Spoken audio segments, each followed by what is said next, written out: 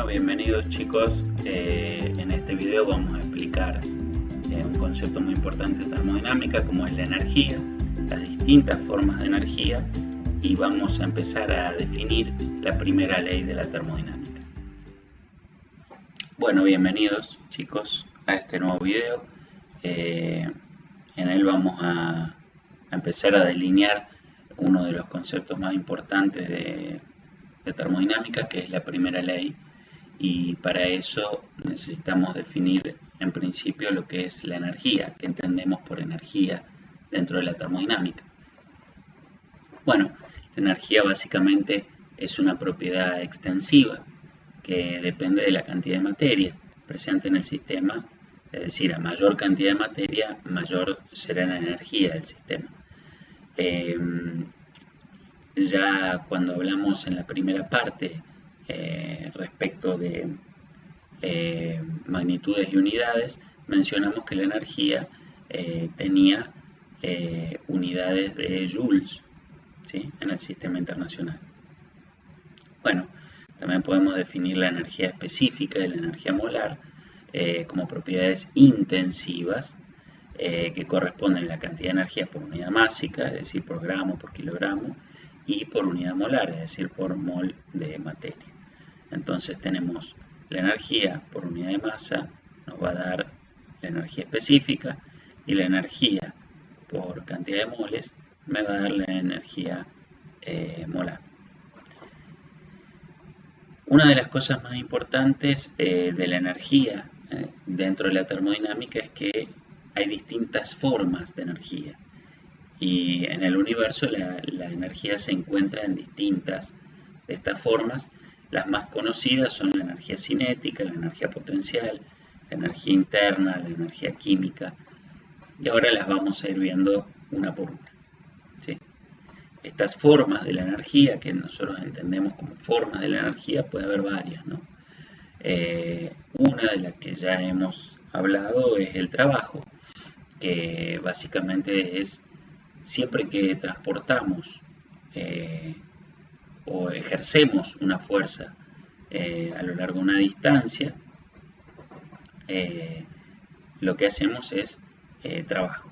Aquí tenemos, por ejemplo, una persona arrastrando un peso, hace una fuerza por una determinada distancia, por lo tanto el diferencial de trabajo es F por el diferencial de desplazamiento.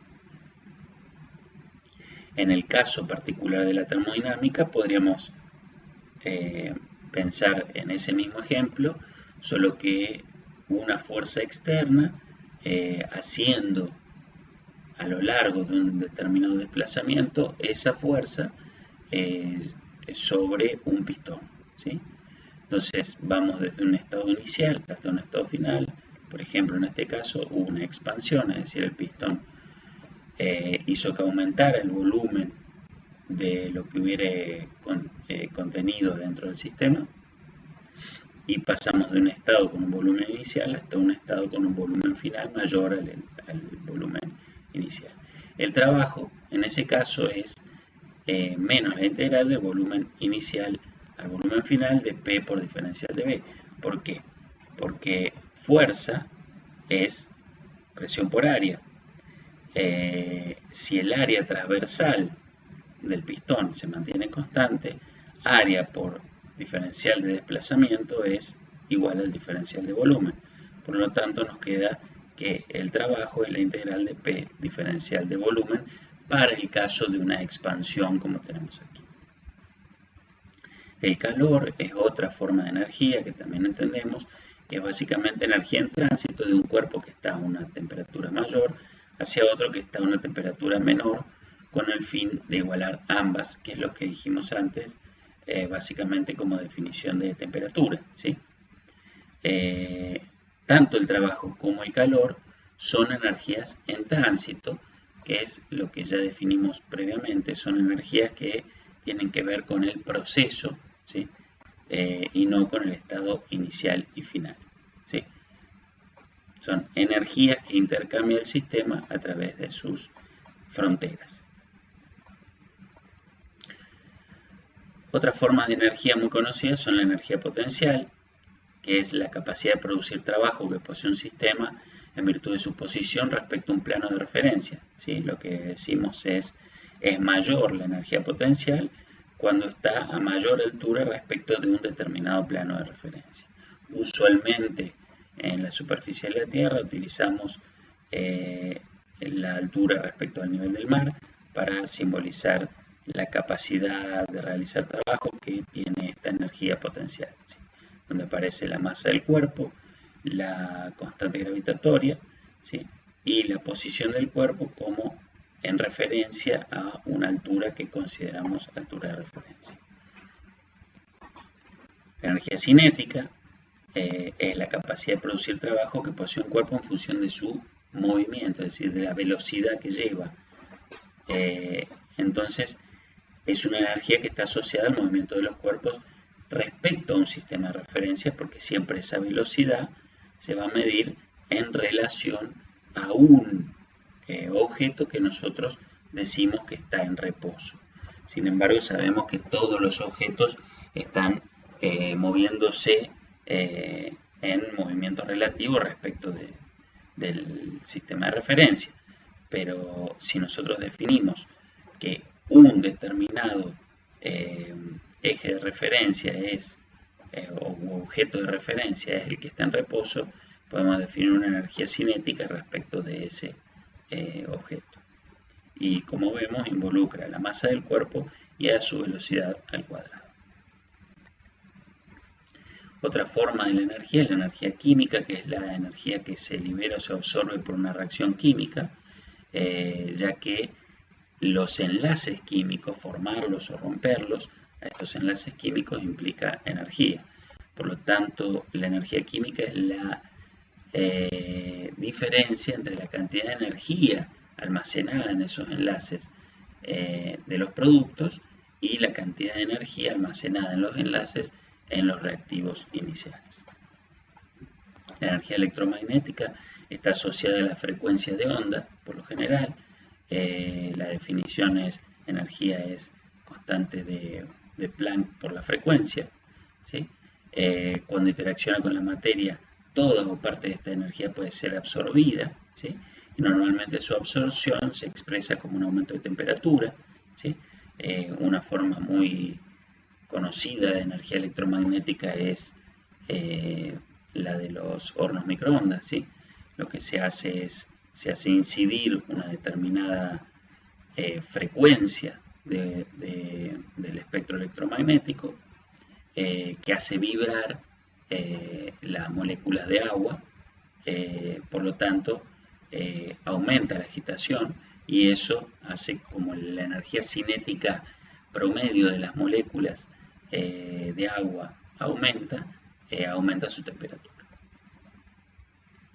La energía nuclear es otra forma de energía, que es la transformación de masa en energía de acuerdo a la conocida ecuación de Einstein, donde la energía es igual a la masa por la velocidad de la luz al cuadrado, y es básicamente el tipo de energía que se produce cuando hay una fisión nuclear o cuando hay una fusión nuclear, donde lo que hacemos es convertir directamente masa en energía.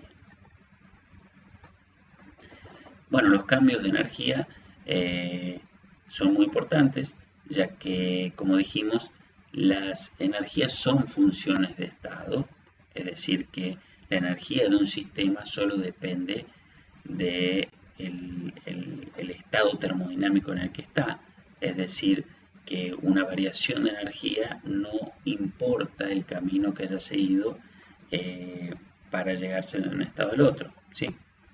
Es decir, que las formas de energía como la cinética, la potencial, la química, son funciones de estado, no así el calor y el trabajo, que como dijimos son intercambios de energía asociados a procesos. Bien. Como decíamos, se puede asignar un valor arbitrario de la energía de un sistema en un estado de referencia, ¿sí? Por ejemplo, pensemos en la energía potencial. El estado de referencia es la altura del nivel del mar. En el caso de la energía cinética es la velocidad cero que es la velocidad de reposo respecto de un cuerpo en particular, y así para cada forma de energía. Solo los cambios de energía en un sistema entre dos estados tienen importancia, ¿sí? En un sistema cerrado, los cambios de energía solo se dan por interacción entre el sistema y los alrededores, es decir, por intercambios de calor y trabajo a través de las fronteras del sistema y por medio de procesos, ¿sí? Esos procesos, es decir, esos procesos que intercambian calor y trabajo, hacen que nosotros llevemos el sistema desde un estado energético hacia otro estado energético, es decir, de un estado inicial a un estado final. Otro principio fundamental de la termodinámica es la conservación de la energía, es decir, que justamente un sistema tiene un estado energético, ¿sí? Un estado termodinámico con una determinada energía, y lo que puede suceder dentro del sistema es que la energía se convierta de una forma en otra. Aquí tenemos distintas gráficas donde lo vamos a ver, por ejemplo. Una clásica es una colisión entre dos partículas de forma elástica. Acá lo que tenemos es dos partículas que llevan velocidades en direcciones contrarias, chocan y empiezan a llevar velocidades, cambian por completo el vector velocidad. Ese cambio del vector velocidad, ese cambio en las magnitudes del momentum lineal que traían las partículas, es básicamente hace que se conserve la energía de la partícula 1 y de la partícula 2. Este es otro caso muy conocido que tiene que ver con intercambio de energía entre la energía cinética y la energía potencial.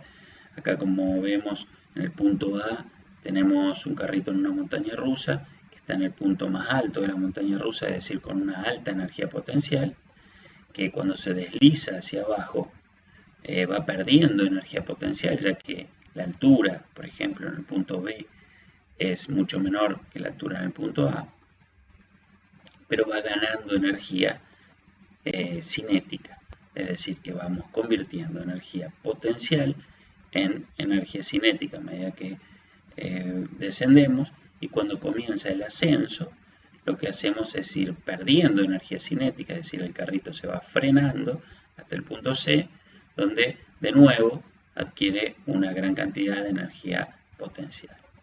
De C a D aumenta la energía cinética y reduce la potencial, y de D a E aumenta la potencial y reduce la cinética. En este caso tenemos a una persona empujando un auto. Lo que tenemos es básicamente fuerza a lo largo de una determinada distancia, es decir, que lo que vamos a transformar es en trabajo, en la forma de energía trabajo, es decir, fuerza a lo largo de una determinada distancia. Otra de las formas de energía muy importante en termodinámica es la energía interna. La energía interna es toda la energía almacenada en las moléculas que están dentro de un dado sistema, y tiene distintas componentes. Por un lado, la energía cinética interna, es decir, la energía cinética promedio de las moléculas, de rotación, traslación, vibración, ¿sí? Energía potencial interna, asociada a las interacciones intermoleculares que pueden repelerse o atraerse entre moléculas por interacciones eléctricas. A su vez depende de variables que determinan el estado termodinámico, ¿sí? Por ejemplo, la temperatura dijimos que estaba relacionada directamente con la energía cinética promedio de las moléculas.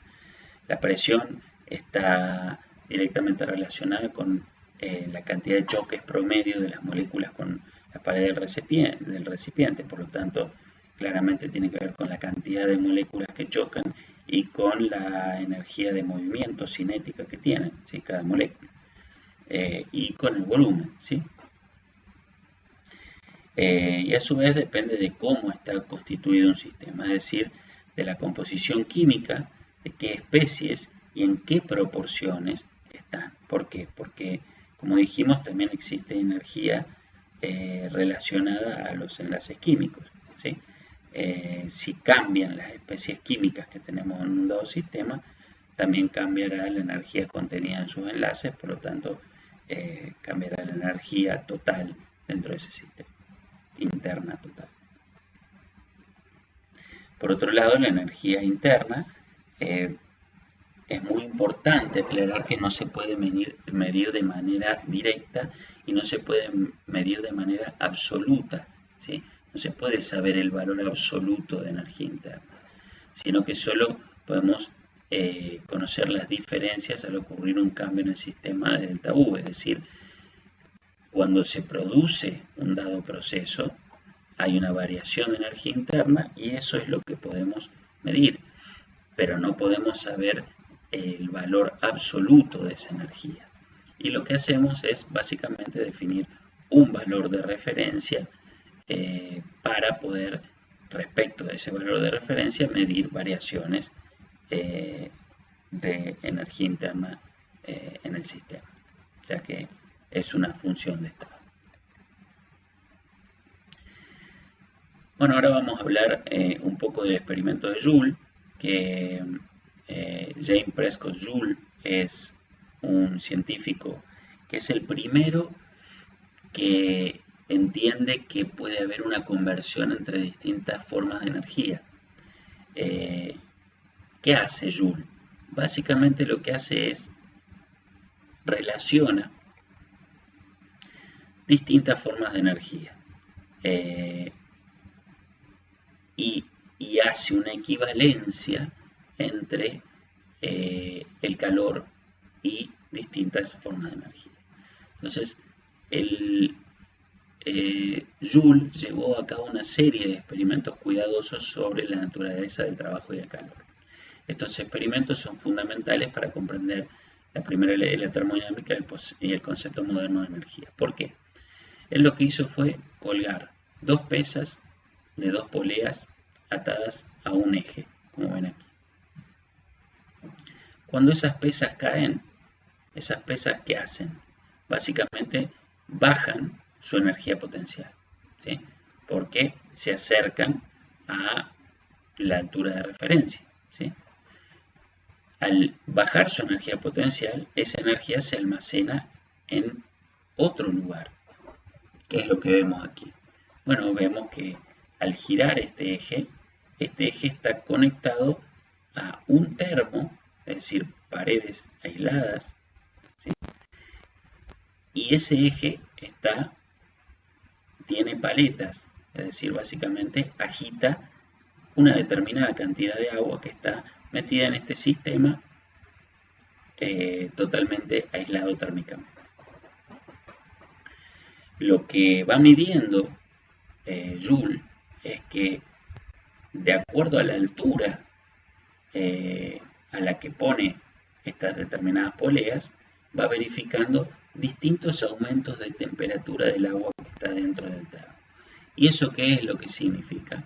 Que básicamente se transformó una forma de energía, la energía potencial de estas pesas, en otra forma de energía, que es la energía almacenada a través de que se transmite por la energía mecánica de la agitación, almacenada en la energía térmica de las moléculas. Es decir, que lo que descubre Joule es que hay un traslado de distintas formas de energía. De la energía potencial pasamos a la energía mecánica de movimiento de las paletas, y el movimiento de las paletas lo que hace es transmitir trabajo de agitación, que a su vez se almacena en forma de energía térmica en las moléculas del interior. Por lo tanto, lo que descubrió es que había una equivalencia entre la energía potencial y la energía térmica en las moléculas, es decir, en el valor de temperatura que verificaba que adquiría la masa de agua que estaba en el interior.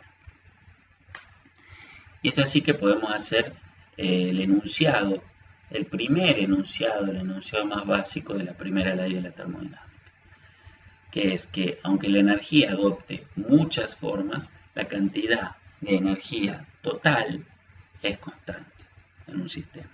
Cuando la energía desaparece de una forma, aparece simultáneamente en otras formas. Esto quiere decir que si hay variaciones de energía en un sistema, esas variaciones de energía en un sistema más las variaciones de energía en los alrededores tienen que dar un valor de cero.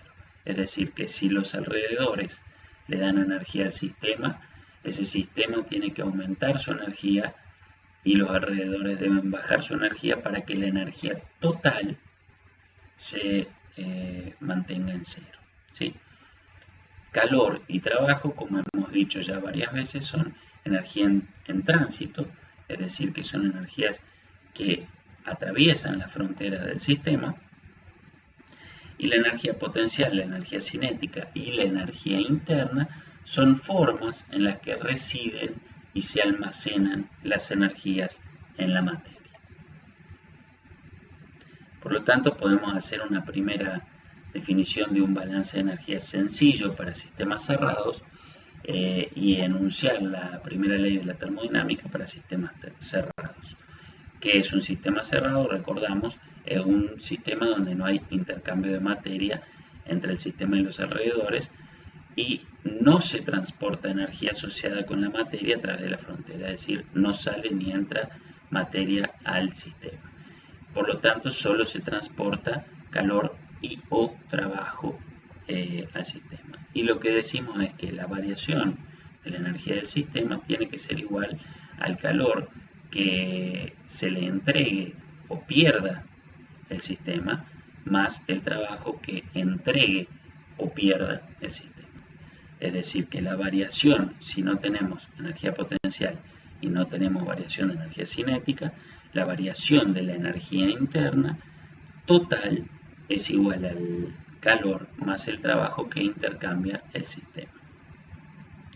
Y si lo definimos como una energía interna molar, podemos sacar la cantidad de moles como factor común y tenemos cantidad de moles por la variación de energía interna molar es igual al calor más el trabajo total, y en forma diferencial nos quedaría que el diferencial de la energía interna total del sistema es igual al diferencial de calor más el diferencial de trabajo.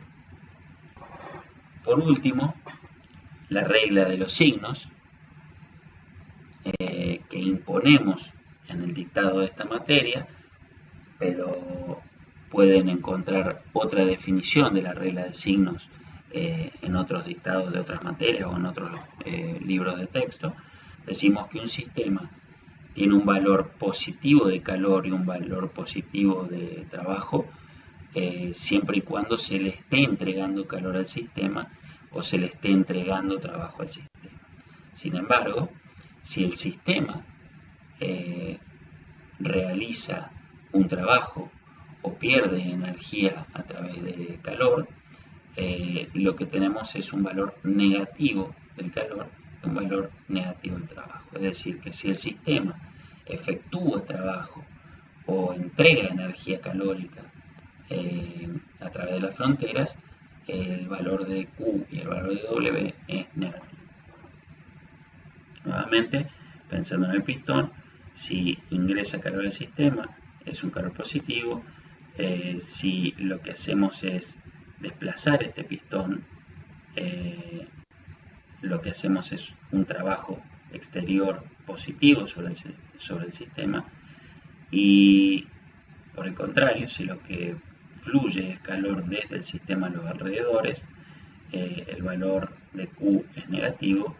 Y si lo que el sistema hace es empujar el pistón hacia afuera, lo que hay es un trabajo negativo.